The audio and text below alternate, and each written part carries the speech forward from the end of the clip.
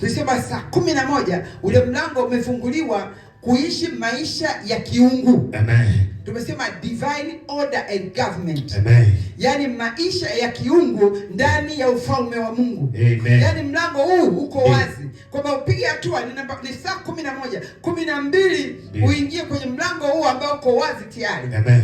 Wa ufalme, kuishi katika staili ile ya kiungu huko hapa duniani. Ndio. Kwamba Mungu anasema tuko saa 11 tunaingia 12. Kuingia 12 ndio kufikiria mji, kuingilia huu mji wa Sayuni. Amen. Kwamba kuanzia sasa utakuwa wewe unaitwa mwana wa Sayuni. Ndio. Inawezekana tumekuwa tukitembea siku zote hatujawa wana wa Sayuni. Kabisa. Lakini tuko katika mlango uko wazi. Amen. Kuingia. Amen.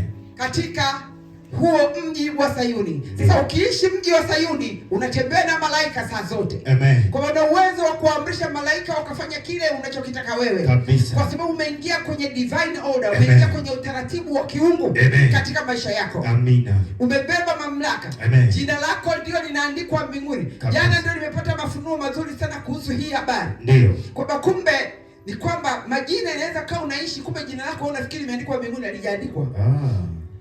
Lakini Mungu anaposema ni saa 11 anaingia 12, ina maana ndio jina lako sasa linathibitishwa pale mbinguni. Okay, sawa. Jina lako linakuwa liko tayari kule mbinguni. Kwa hiyo ukiita lazima ataitika. Amen.